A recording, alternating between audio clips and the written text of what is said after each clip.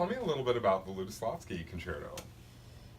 Well, I think one of the great things about this concerto, and it's not unique to this concerto specifically, but every concerto has an element of the soloist as like the individual or the hero, so to speak, and the orchestra as the choir or the group of people around that person. And I think this piece especially brings that drama really to the fore.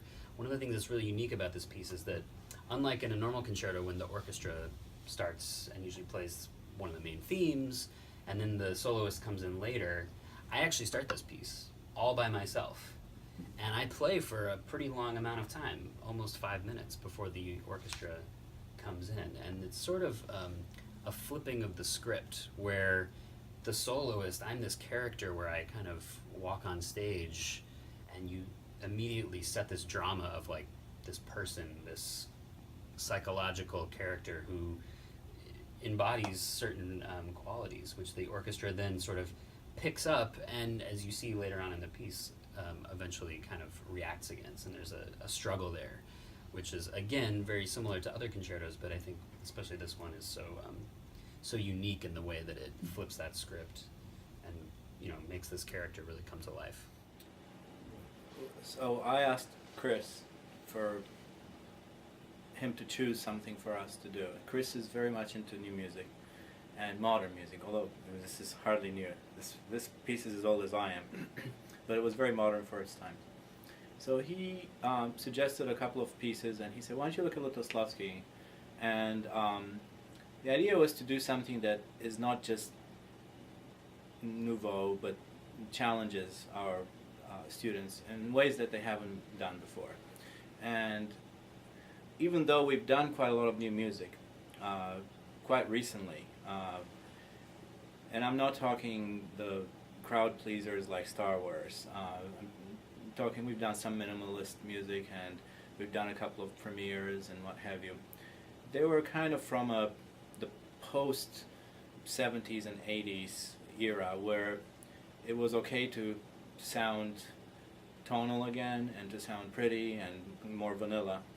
And because of that, I felt that there was like a large swath of both classic, I should say, modern techniques, those from the 50s, 60s, 70s, that we just don't touch because they're too out there necessarily.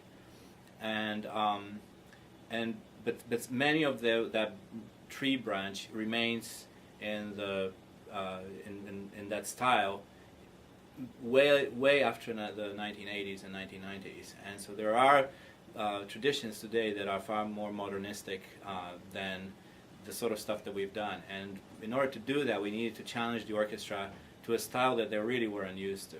And so when he picked Lutoslawski, I thought that's the perfect piece, because it has some things that are really crazy, but it has the underpinning of something that is really urgent about it, that it's dying to get out, that our musicians immediately recognized, like, oh, this is serious. And it starts, the way he starts the piece off with a heartbeat, pulse of repeated notes, and then things unfold from that. And those pulses are the things that binds it together. When instrumentalists come in and punctuate with screams and or what have you, punctuate what he's saying, it's like a quickening of the pace of the same heartbeat that he starts the piece with. And I found that very appealing, and in fact that really ties the whole piece together. It's a long song, let's say, but then when you listen carefully you realize that there are areas that we kind of call the first movement, which Chris was talking about, which he plays alone.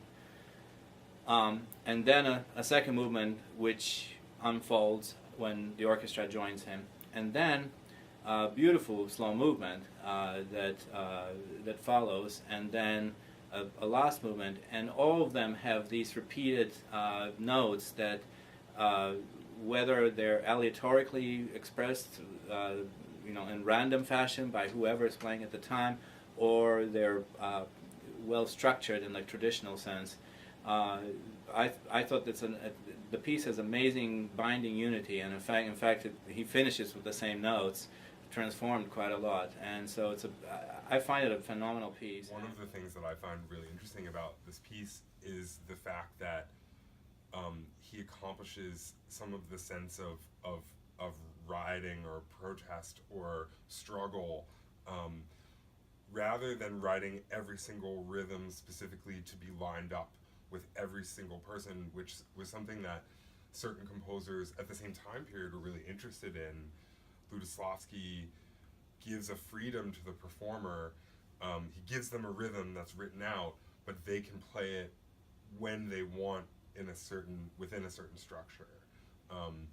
And then he really goes back and forth between strictly written music and music that has that freedom. How does that inform what you're doing when you're Sure. playing the cello part? Well, I think it's an interesting contrast that Eugene sort of brought up with the idea of the heartbeat and the repetition, and I feel like that is such a simple but powerful idea. When I come on stage, I just start with this, and Eugene was talking about how it represents the heartbeat or perhaps a breathing cycle, the ticking of the ticking of a clock.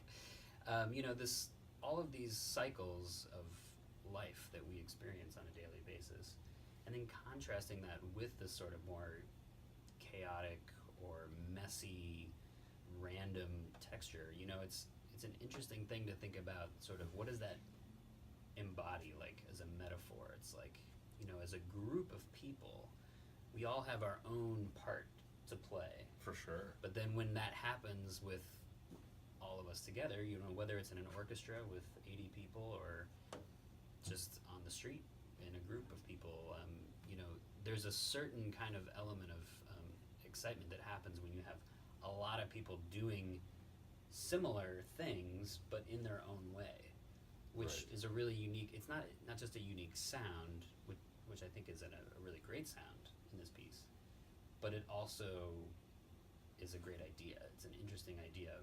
Orchestras are sort of built on this idea of coordination. Like, we're And- so and often conformity, yeah, right? exactly. We're And oftentimes conformity. trying to match each other and sound like a big group that plays perfectly together, and we have the same kind of sound and everything.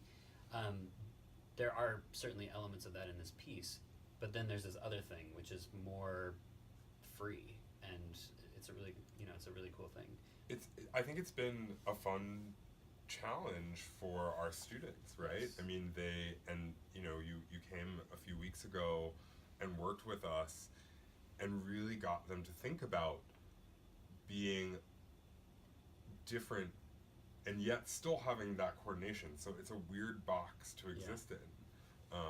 But getting us first to work with sounds, just making physical sounds, and you were talking about how things that we think about and things that we do consciously and things that we do unconsciously. Sure. It was really cool. One of the markings that Lutoslawski writes at the beginning of the solo part is this word indifferent. And when I was planning that workshop, when I was working with the students in the orchestra, that word kind of struck me. It was like, there are a lot of things that we do all the time without thinking in everyday life. We go through our day, we're driving our cars, we're washing the dishes. There's so much of life which is just, it can feel very monotonous, and that's kind of what it starts with. And what's interesting is also to think about sort of where Lutoslawski was, where he was at this time. He doesn't really talk about it, and he kind of pushed himself away from it, I think, for political reasons, but he was living in a repressed society in Warsaw, in Poland, where individual expression was definitely, put under wraps. Like, let's just say, composers were limited in the kind of things that they could do, although he eventually achieved a certain amount of notoriety, so he could do more than others. But there's this sense of like an entire society going through the motions, and what does that represent? At the same time, it's immediately contrasted. I start with this very repetitive thing we talked about, and then the first thing is this.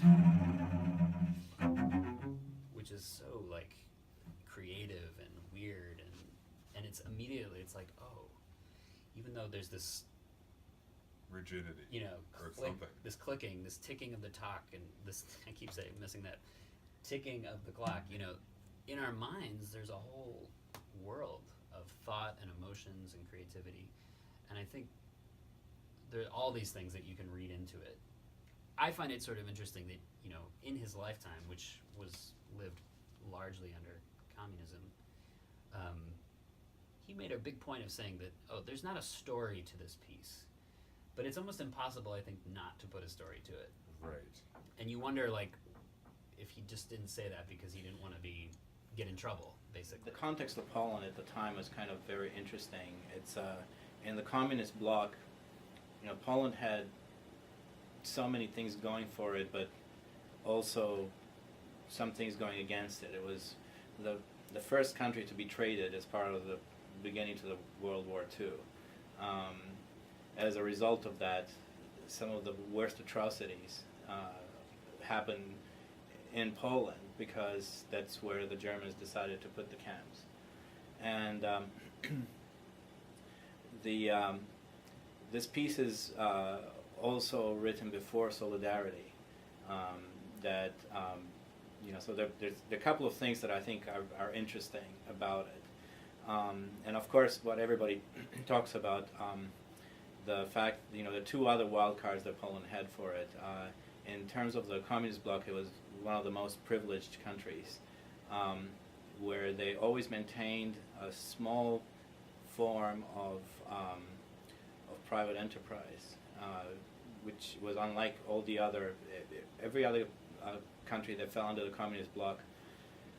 They immediately nationalized everything, and in Poland they said, okay, but we're going to make an exception for small shop people that are like, you know, a tailor or a shoemaker or a repair guy that does this. And so because of that, they've always had an interesting combination of the state controlling things and then some smaller forms in which things were, you know, regular as they are in the West. I think it's even fascinating, just the nature of his compositional voice is, in a sense, a protest.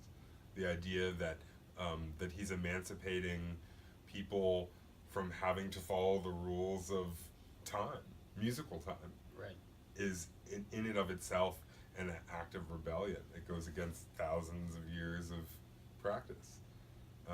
But what's amazing is that it's both.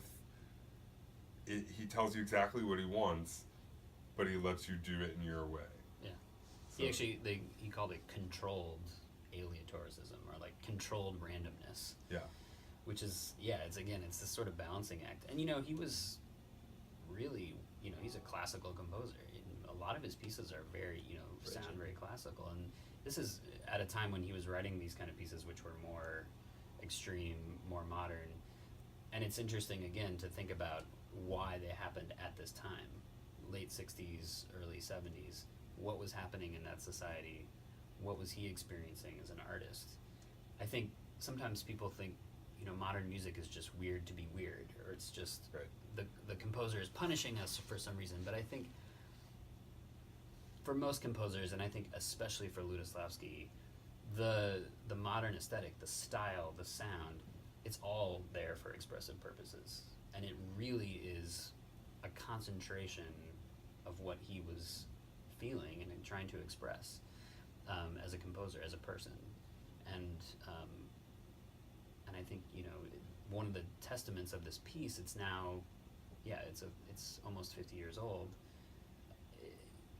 It still speaks to us. It does not just sound random or strange. In fact, if anything, it's aged well. It's gotten better because the sounds become more natural to us as musicians. And so its beauty lies in its power, and the power to free us and to get us to a place where our spirit is free.